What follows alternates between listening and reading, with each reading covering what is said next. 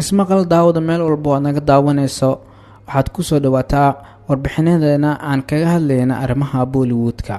Haddaba maqalkana maanta waxaan ku soo qaadanaynaa aktarada Bollywoodka ka xamaashay aan weligooda wada shaqeynin waa rag iyo dumar marka loo eego warbixintani.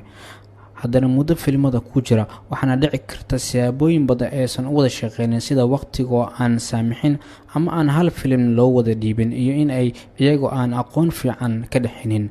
haddaba aan isla fiirino yaa ku jira liiskani.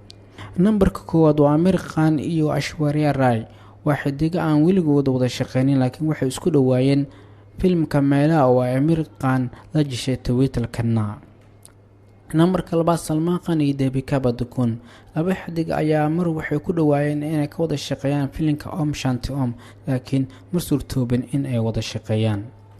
nambarka saddexaad Amitabh Bachchan iyo Madhuri Dixit Nene. Amitabh ayaa xilligii 80-madii iyo 90-madii wuxuu ahaa xidig filimada door hogaamiye ka ah oo xilligaasna ay Madhuri Dixit Nene shidneed film jelisna ku cusbooneed haddana shaashada kama aysan soo wada muuqan. nambarka afraad Akshay Kumar iyo Rani Mukherjee. inkastoo ay isku waqti ahaayeen oo wanaag uu ka dhaxeeyo haddana weligood mashruuc kama wada shaqeynin.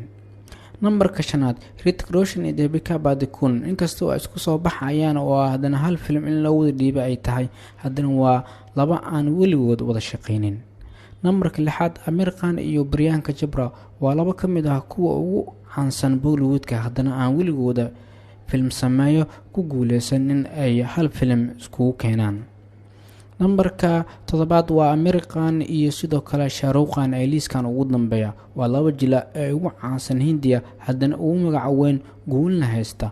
waa ay adag tahay in hal film la isku wada keeno waxaana sidoo kale adag sida filmada ay doorarka u kala qaybsan lahaayeen waayo waa kuwa maqaam sare leh mana ahan wax fudud in la iskugu keeno hal film labadan xidig. inta ayaan ku soo xirayaa muuqaalkeena maanta haddii aad ka heshana la wadaaga asxaabtaada.